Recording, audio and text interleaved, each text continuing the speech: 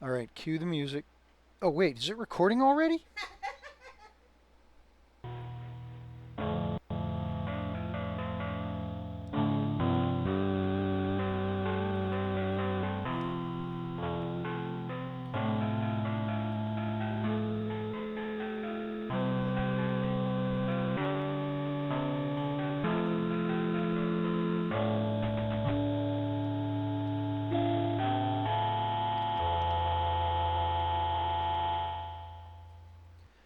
Hello, everyone. Welcome to the Malbeefance channel.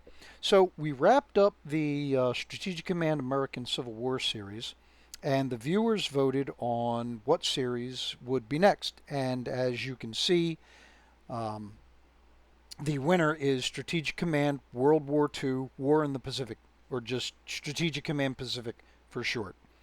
For those new to the channel, this first episode will be a quick review of the game start conditions, and I'll cover the first two game turns.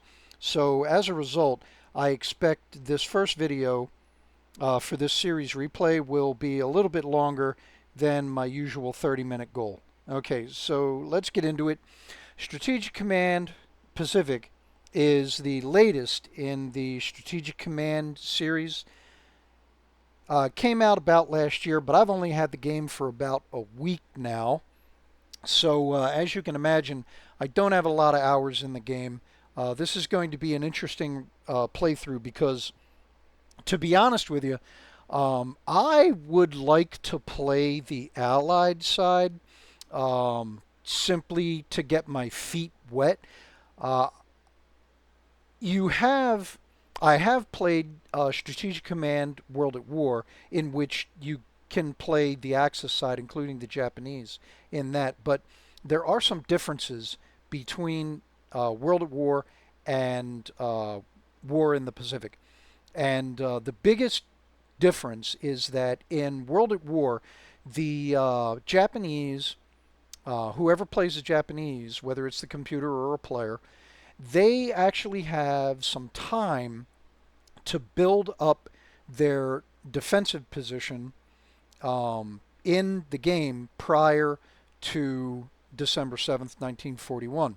Here in War in the Pacific, you do not get that benefit. There are advances that are assumed that if you're playing the Japanese, you get, but you don't necessarily get as good a starting position as you could have as you would in World at War. So we'll see how that plays out. But that was the reason why I wanted to play the Allies, just so that I could have a little bit of a softer intro into the game. But I'm fairly certain that pretty much everybody watching this wants me to play the Japanese. So we will go down that route and hope for the best. Because I just don't see the Japanese as having a really good odds. So as with all the strategic command games, the UI, the user interface, is pretty much the same. There's really no surprises going on here, no major changes. So obviously this is going to be single player. These highlighted scenarios are all the ones that I'm able to play. These others are DLCs that I do not have as of yet. So we're going to play the full campaign starting at December 7th. You can check the victory conditions. I've already had a look at these. Um, Basically, in order for me to get a total victory, I have to have control of all of these objectives by a certain amount of time. And I will also have to knock down U.S. national morale to a certain level. And then here are the lower victory conditions. And then obviously the Allied victory conditions as well.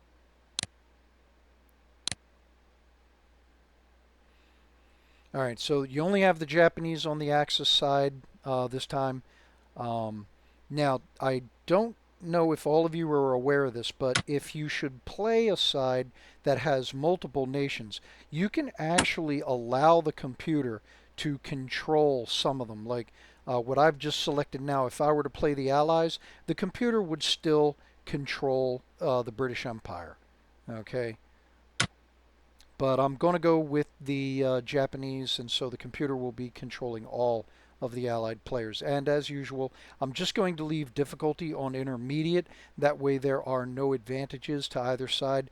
Although to be perfectly honest with you, I think I ought to give the Japanese as much advantage as I can this first time through. But nope, we're going to run with intermediate, see what happens. So now here you can start selecting variations in the game to help with play balance or play imbalance, depending on how you want to do it. So I'm going to keep retreats on. That is more realistic. I'm going to keep the quick animations on.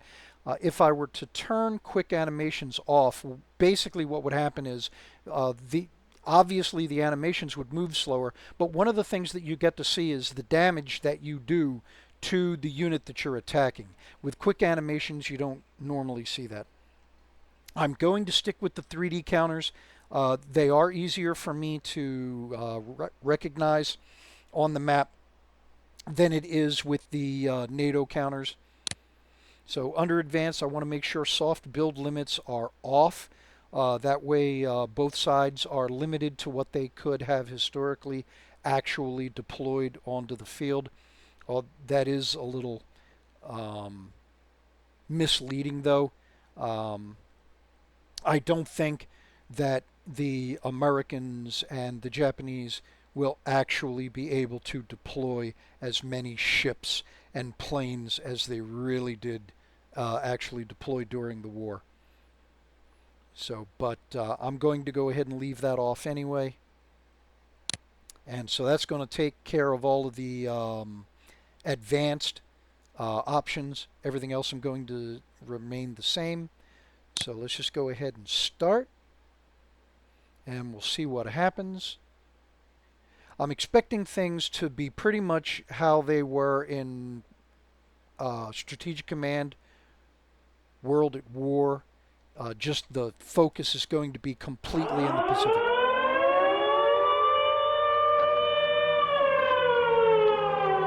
Air Raid Pearl Harbor. This is no drill.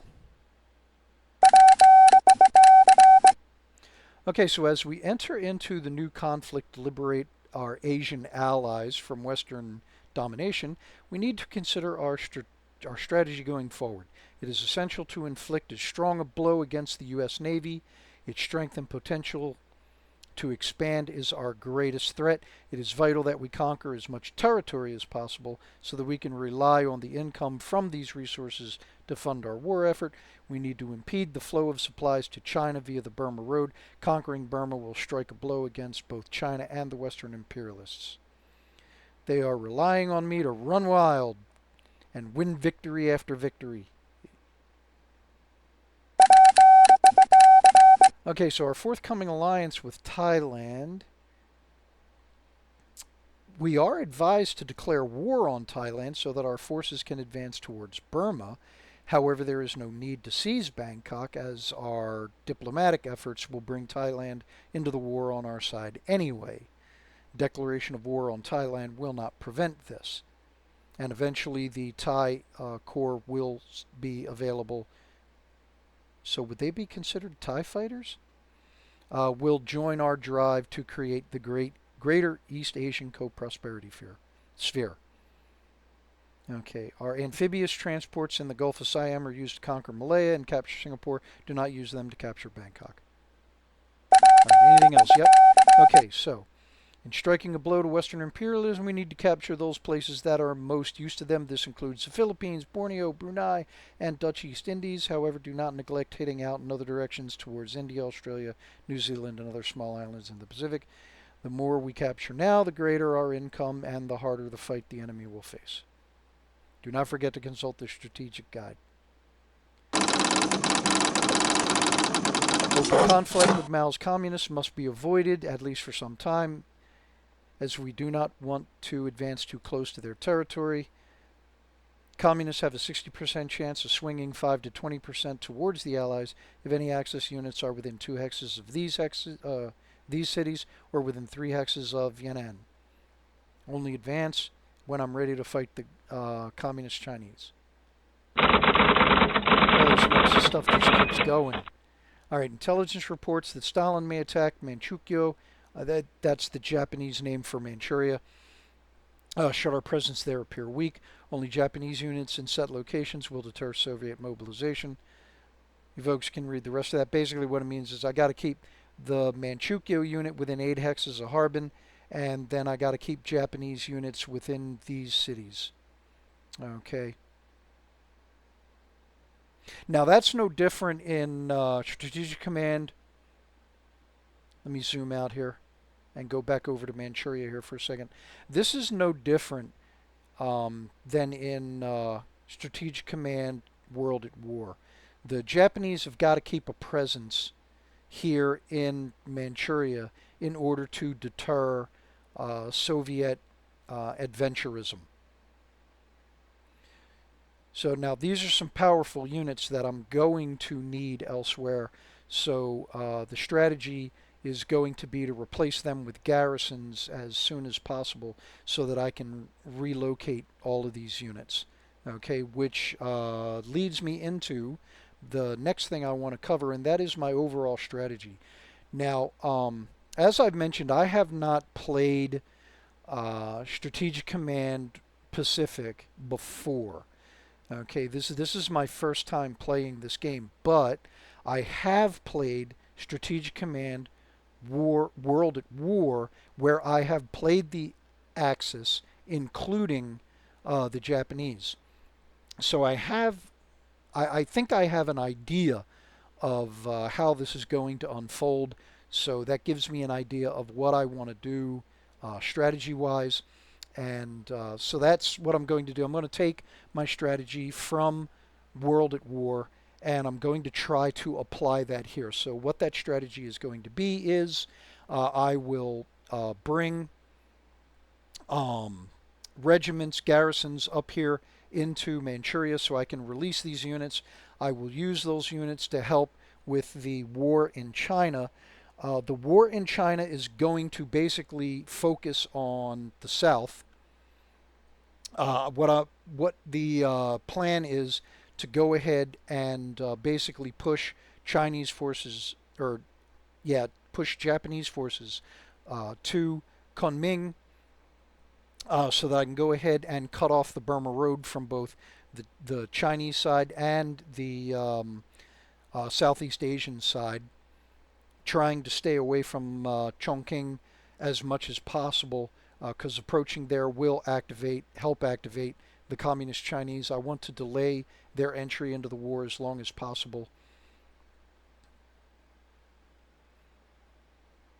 And then at the same time that I'm doing that, we will have the conquest of the Philippines, moving through Thailand, conquest of Burma, and then the campaign to try and take India.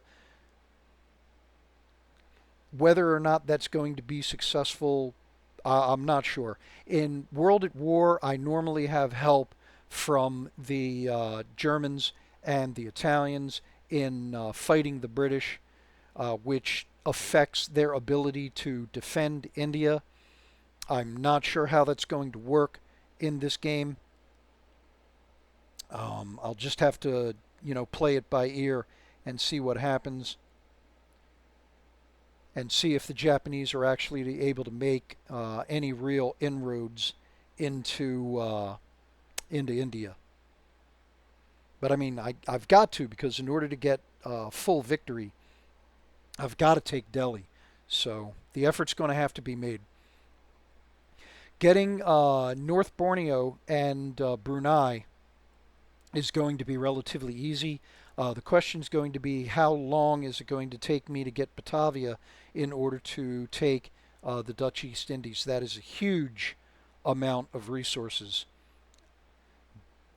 And then obviously I'm going to need to move into the Solomon Islands.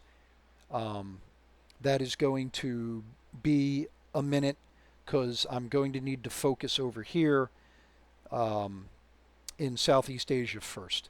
Okay, so enough with the strategic overview.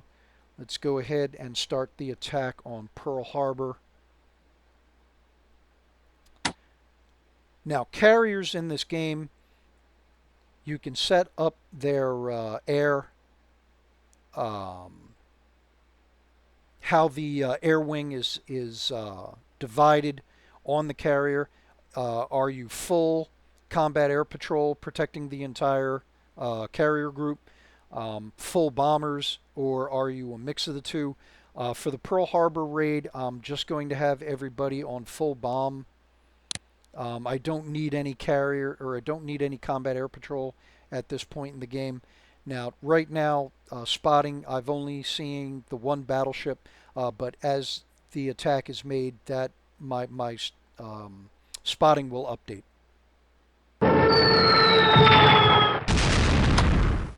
So, and I actually lost a step of my aircraft in that attack. Alright, so that's one battleship sunk. You'll notice there are only 4 harbors here. So, again, that comes back to we're not actually going to have all of the available units that were historically available. Now, obviously, I don't know what ships we're attacking here because I don't have anybody right next to them.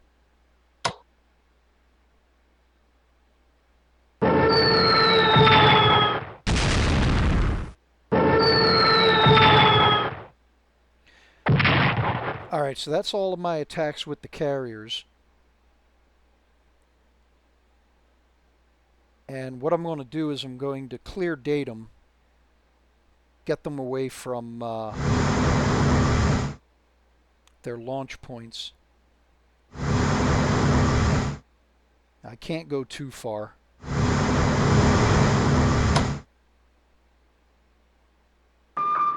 Bring the submarine up to the harbor entrance in case anybody tries to leave. Maybe we'll spot them.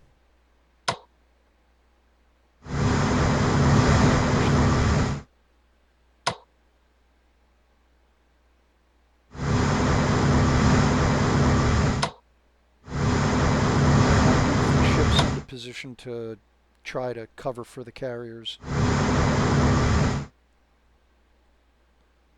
So the idea here is I'm going to stick around for next turn and see if I can get that last battleship and see if there's any other damage that I can do out here on Oahu.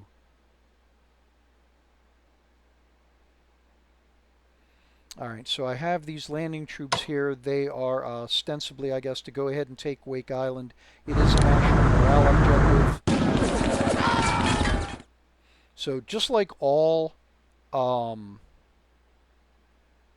strategic command games, the idea is to go ahead and drive down national morale when you get it under a certain level for a particular nation.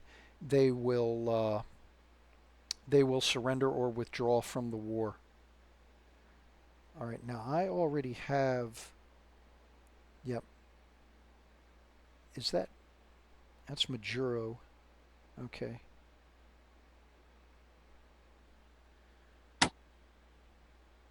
So I can't I don't have the option to put him on amphibious transport, or I'd go over here further down the Gilberts and I'd take Tarawa from the British. But what I can do is I can move the maritime bombers a little bit closer in case there's anybody covering the island.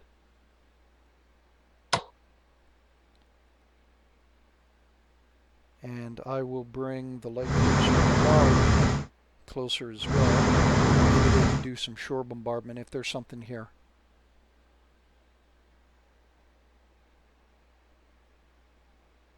Alright, once again, I can't get him onto transports, or amphibious transports.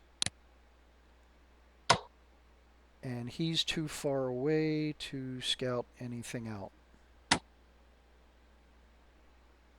Alright, so I have a small force here. These are landing troops. Now, I could use them to go after the Philippines, but I want to get over into Australian New Guinea, Western New Guinea, as quickly as possible.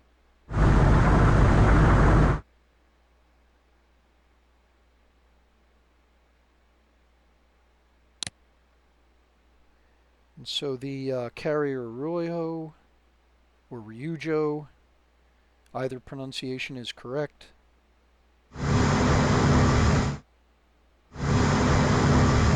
These ships will cover for the landing force. Okay, so anything else further south down here? Yep, and I want to save that for a minute. So nothing in Japan that I can move out at the moment. Well, no, I can put these garrisons on transport, but I want to save, I've only got 150 production points. I want to save those for some things I want to do over here in China. All right, so here is my Philippine landing force. So 14th Army.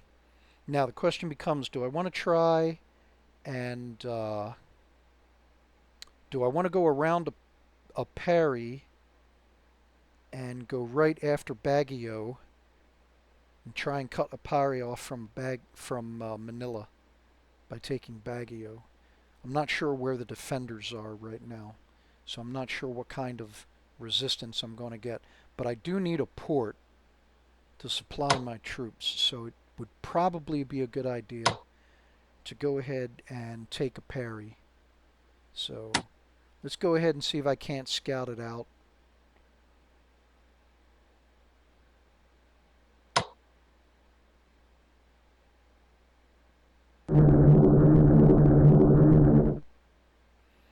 All right, so I've got an infantry corps. I got a Philippine infantry corps in Baguio, but I don't have anything in a parry. All right, so in that case,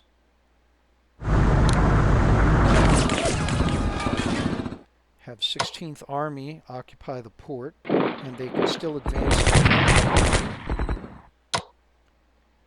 So 14th Army.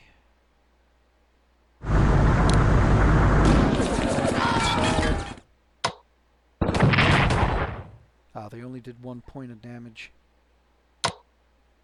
Okay, there's General Hamid's HQ.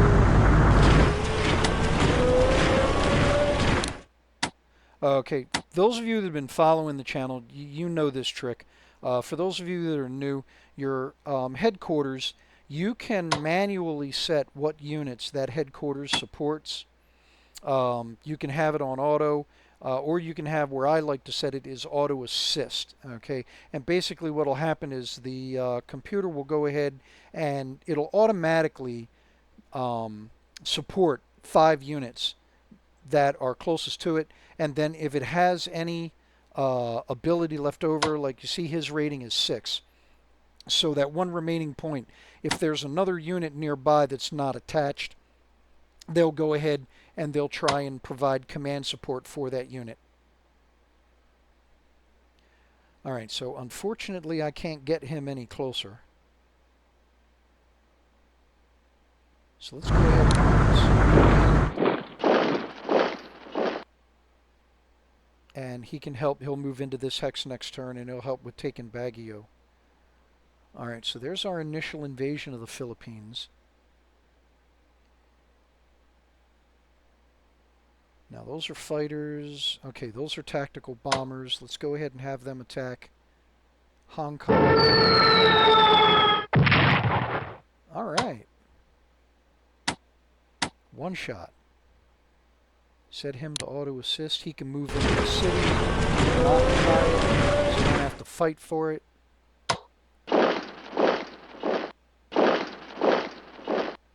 I just did that in order to cut supply between Fuzhou and Ganzhou.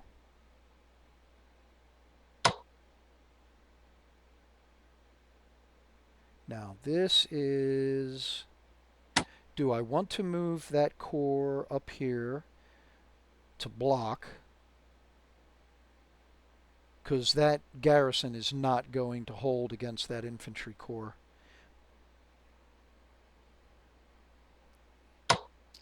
Yeah, let me go ahead. Oh, something else you need to know about China if you didn't already know. Let me zoom out here a little bit. These are all of your potential guerrilla, and resistance spawning locations. The ones with the red slash circle, that is just they'll cause economic damage if I don't have a unit garrisoning that hex or the one right any of the ones right next to it. These right here without the symbol, they will actually spawn a resistance unit. So as you can see, the further the Japanese get into China, the more they have to spend resources and units garrisoning locations. So that's another reason why you really don't want to push into China too much, because it's just going to weigh down a lot of your forces. Alright, so I will advance here so that I can bring up the artillery. And they will help with the two-pronged offensive to go ahead and take Yishang and Shangsha.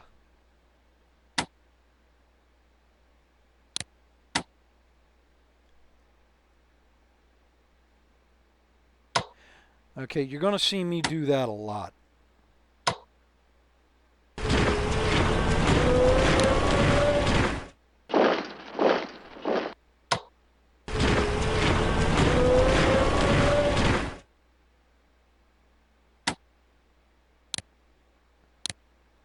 Alright, so let me reinforce him real quick. I'm going to bring the Nanjing garrison down here to take his place.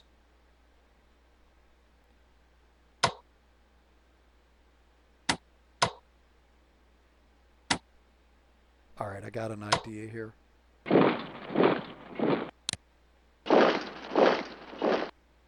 Alright, so that swap right there allows me to have a unit here to block any advance on Nanchang, and I can still take Ganzhou, and this completely isolates Fuzhou. Of course, getting that infantry corps out of there is going to be an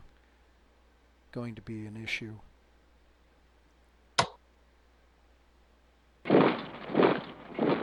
Alright, so advance on Hishi did not do me any favors.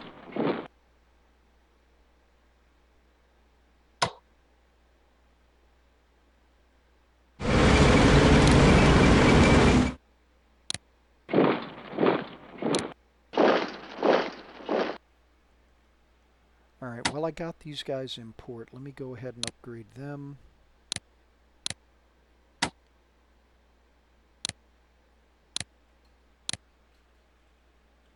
And I've used, except for the fighters. So your fighters can scout also. Do I want to relocate them? Yes.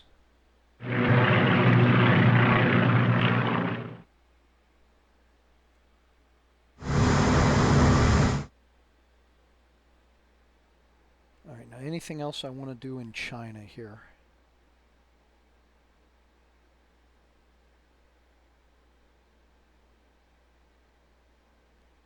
See, it's possible to advance on Datong, but I don't have a lot up here that I can spare because it'll wind up opening up a lot of issues for guerrillas, rebels, resistance. However, I will do this. Oh wait, no, that's elite reinforcements. I want to upgrade him. Do I have enough left for him? Yes, I do.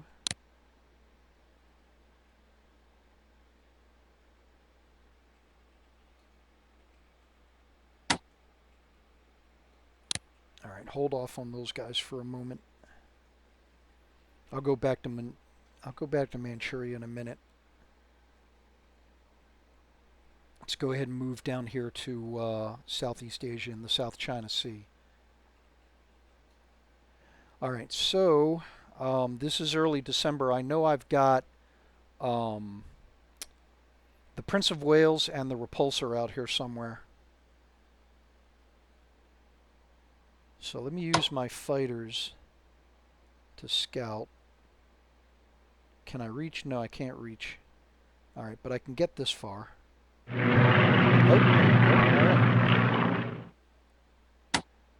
Okay, so there's the Prince of Wales. There's the repulse. We'll go ahead and use the medium bombers and see if we can't do some damage. Alright, can he attack a second time? No, he can't. So we'll have the tactical bombers. Alright, and that sinks Prince of Wales.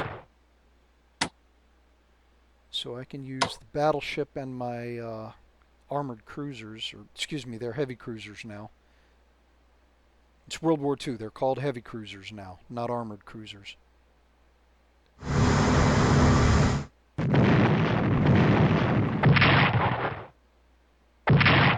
Alright, and we one-shotted Prince of Wales. Repulse, I mean, sorry. Alright, so I got a destroyer sitting in port.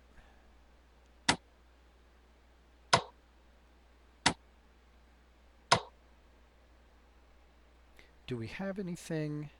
Yep. Okay, so we got an infantry corps at Kotobaru.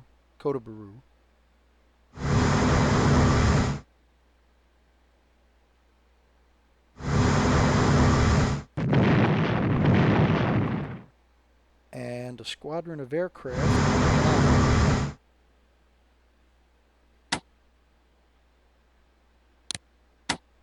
Alright, so who is this? 25th Army.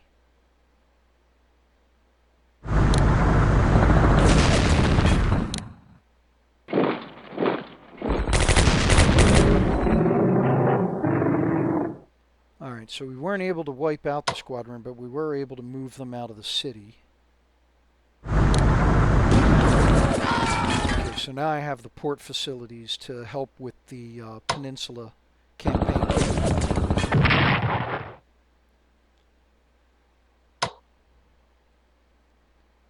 Alright.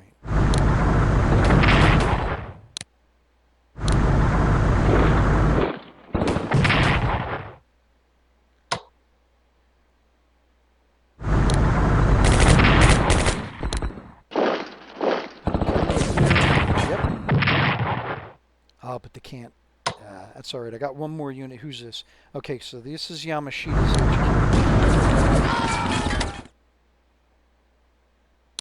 HQ. Alright, so that connects everybody. And we have the port facility. We'll get some supplies coming in. Alright. So now I got these two here. I can either use them to take Brunei. Yeah, let's do that.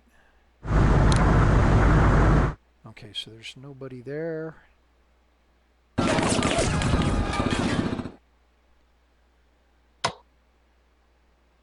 And the other one.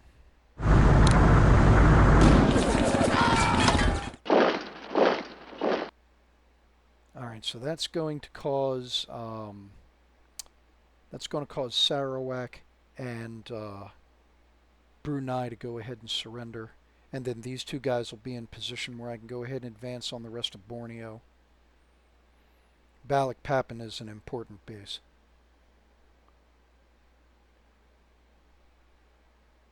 Alright, so let me bring the destroyer.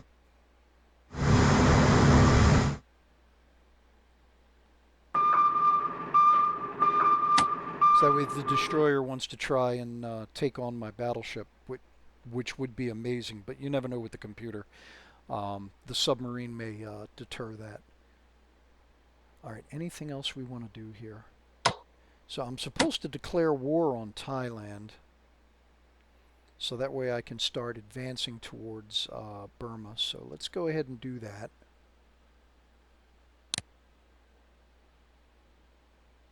There we go, Thailand.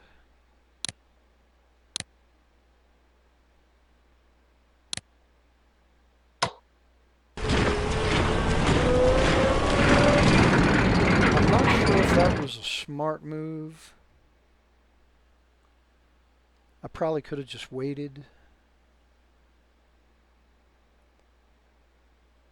I think that's going to be everything down south. Let me zoom out again and have a quick look.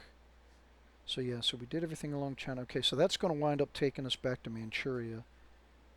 and what little resources I have left. Grr. There we go. Oh, nope, can't go all the way. Can I do anything with him?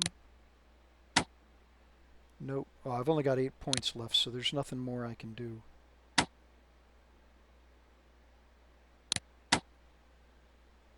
Alright. So I can move one of these out of here. I got to keep somebody in this hex, so I can move one of these guys, but I might as well just hang on, because I want to go ahead and I want to upgrade him.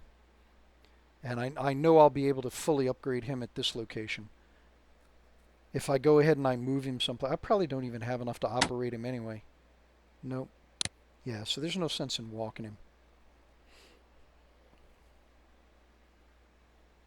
Alright, so that is going to do it except for this destroyer right here. Do I want to get him underway? Oh, hey. I just noticed these guys. Alright, okay, so that's the Guam invasion force. Good thing I looked. Alright, so we already have Ulithi. Yeah, we already control the Caroline Islands, except for, is that, yeah, Panape, or Ponape. Alright, so hopefully that'll do it. Alright, so last thing I want to look at, now I don't have any resources to put into it, but I wanted to show you research real quick. So these with the green, they're already under research, so I don't have to put anything in them unless I want to overspend. I've already got infantry weapons level 1. You've saw that out there. But I am going to have to put into industrial technology. The Japanese are woefully short on resources, so I am going to have to put into that.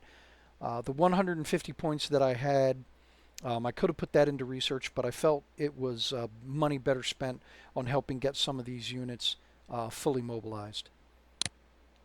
Alright, so now, is there anything?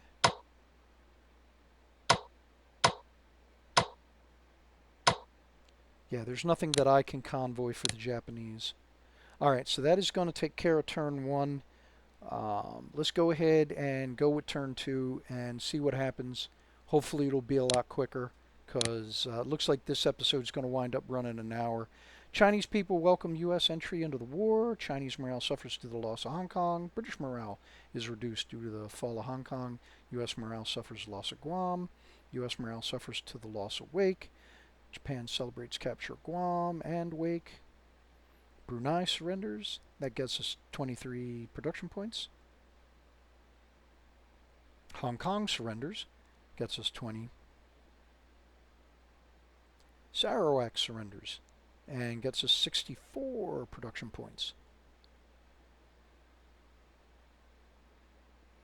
Alright, Thailand comes to an agreement with Japan and joins the Axis.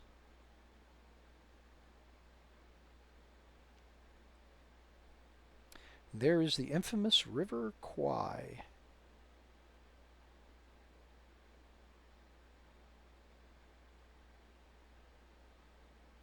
U.S. industry mobilizes for war. Now I wonder if this is generated by the game developers, or they took an actual black and white and colorized it. Burma's forces deploy for battle. U.S. mobilizes at Pearl Harbor.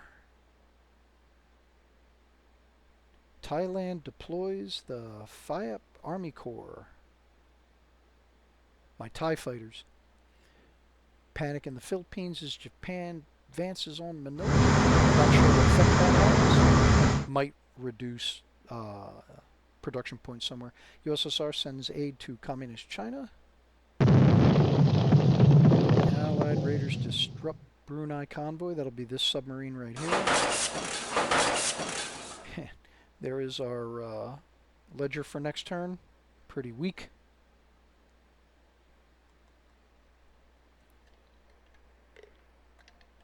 Alright, let's see what the immediate Allied response is. Alright, can we have that submarine protecting the carriers. It's an American destroyer. He must have came from the Philippines.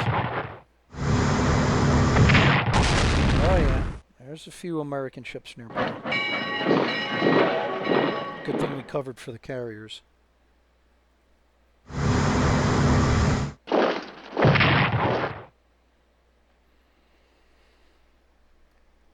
Oh, thank you. He pulled out of his prepared defensive position. That was not smart.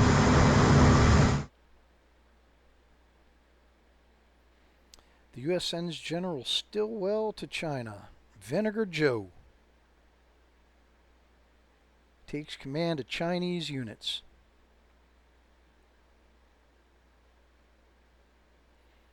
Communist garrisons are activated.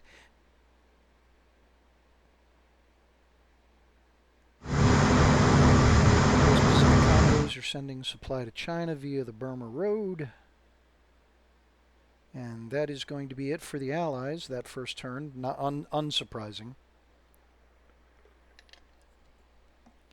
So just to throw this out here real quick, several decades ago, I was involved in a play-by-mail World War II game. I don't remember who was running it. So what do we got here? Axis surface raiders may raid coastal shipping areas. Okay. So yeah, so any ports that have the little red hash marks next to them, if I get a raider in there, that'll affect supplies. All right, Yamato deploys for service.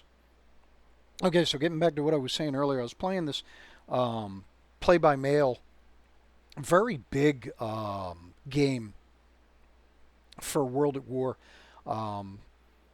And as fate would have it, the personage that I was given in the game was the Commander-in-Chief U.S. Pacific Forces.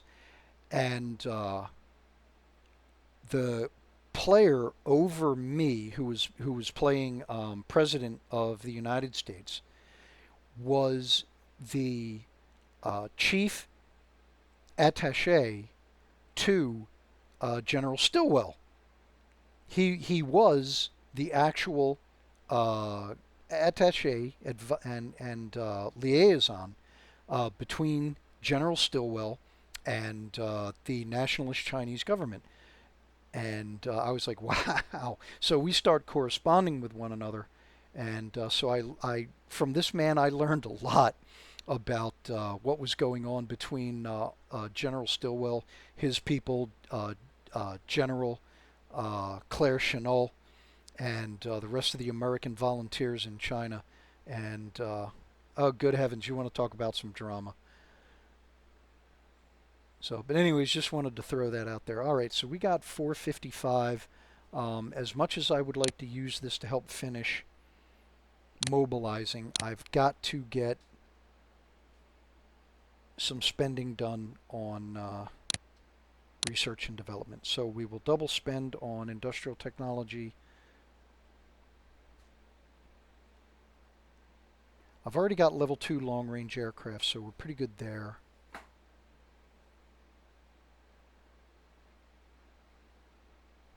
Command and control is probably going to do us really good. All right, so that only leaves us 55.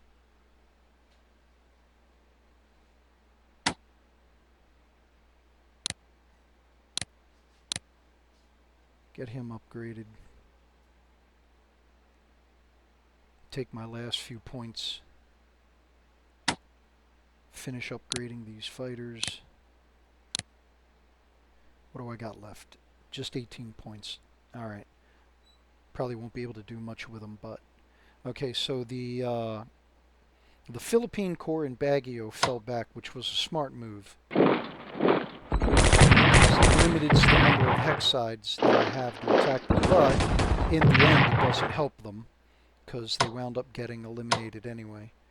Now they can't advance. He can't get any closer. Alright, Alright, but at least now we got the road open to Manila and Clarkfield.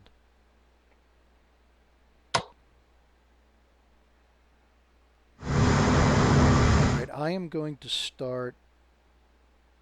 Oh, can I upgrade him? Yes, I can. Okay. So, upgrade that destroyer and that destroyer, and I will send them into the South China Sea next turn in order to hunt for that American submarine. Scout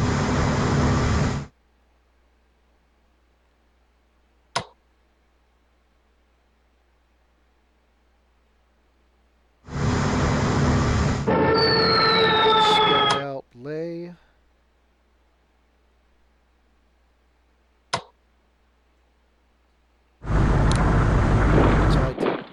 Alright, but at least we have the port. They're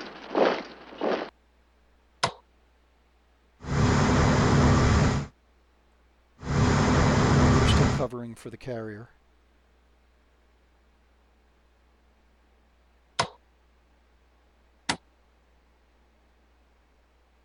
You know what? Just for the heck of it. Let him do a search pattern. Alright, so next turn we'll go ahead and we'll get the 1st Division out of Truk and send them down here to take the Bismarck Archipelago.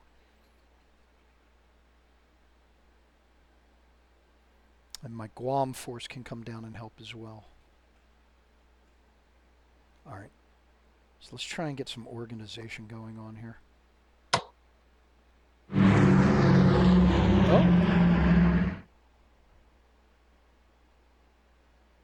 Oh, well, that's good news. Okay. I thought the British were still in control of Tarawa.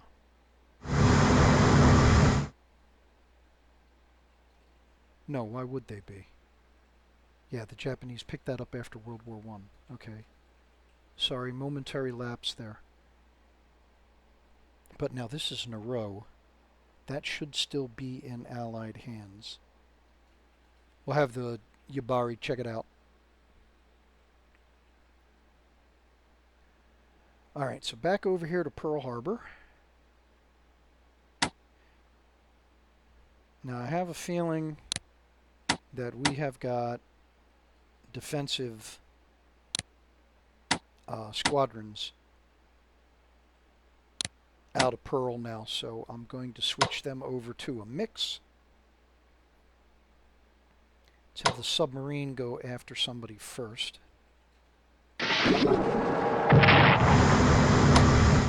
And that's why. Alright, so now I can use him to basically scout out the other ports. And attack at the same time. Yep.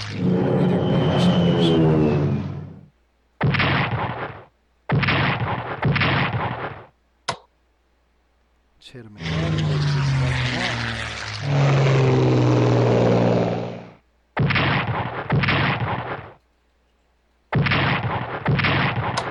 Nope, he's still not sunk.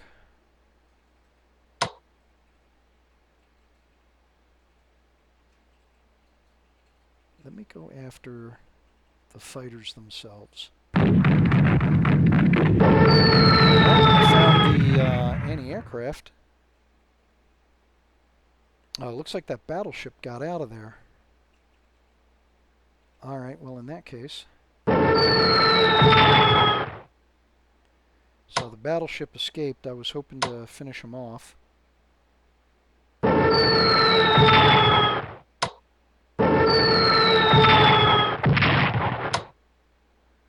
Alright, well if that's the case, fall back. Oh, this line right here, basically what happens is if I go ahead and I send any ships past this line heading west, and I do not control Pearl Harbor, they will start to take morale loss.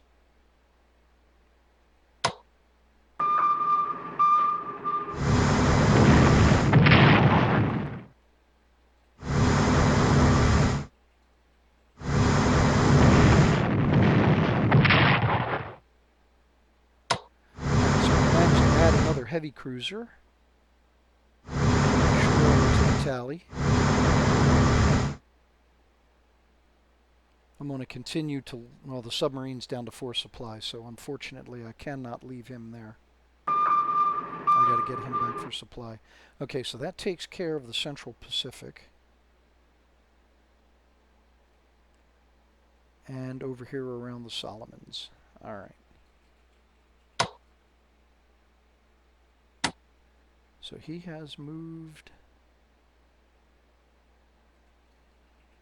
Zoom back in. All right, so the advance on Singapore.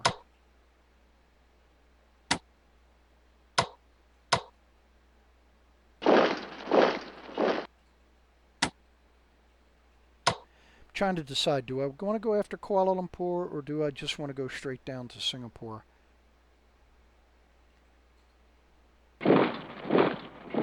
Let's cut them off. Oh. They do not have as many troops there as I thought. Or, I mean, their strength isn't as high as I thought.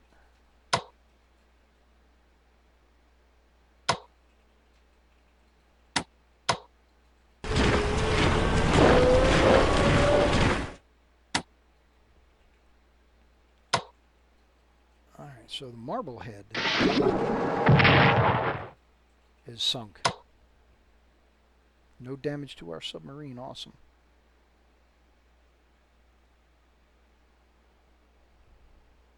So we know there's still a British destroyer out here. I need to get the Congo back for repairs.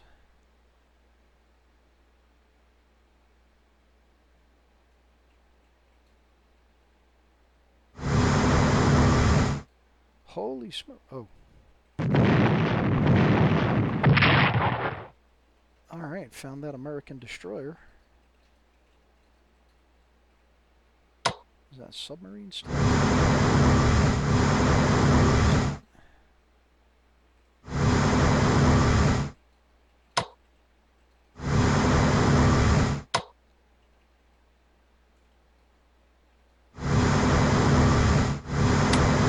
It's basically trying to block passage.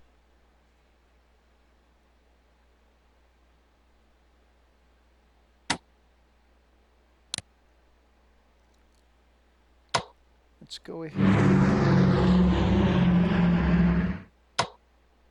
and relocate these fighters and bombers. In order to help support the attack on Singapore.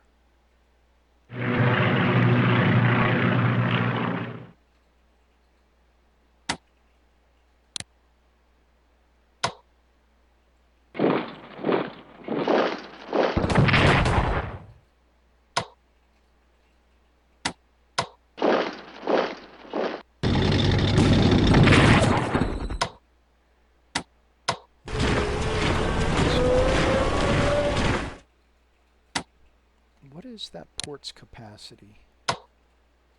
Port, that supply of 5, okay. Alright, so that's going to take care of down here, I guess.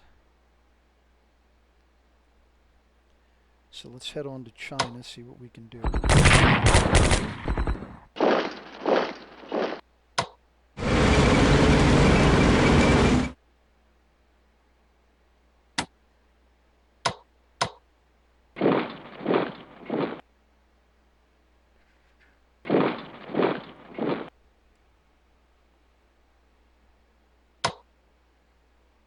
So I'd like to get General Hada over here to help support these guys.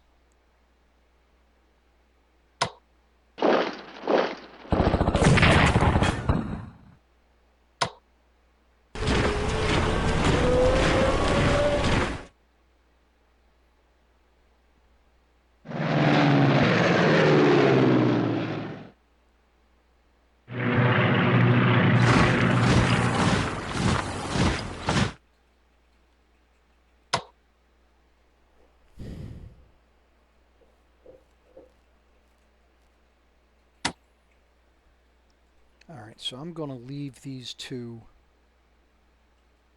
Well, obviously I need to leave these guys in order to block guerrillas, but I'm going to leave this guy here in case they decide to pull the core out of Fuzhou and try to take Ganzhou back.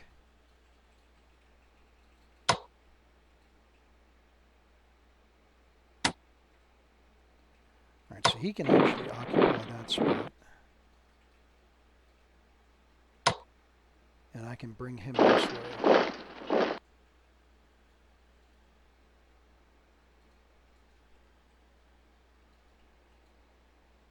Alright, so they got a corps advancing on my army there.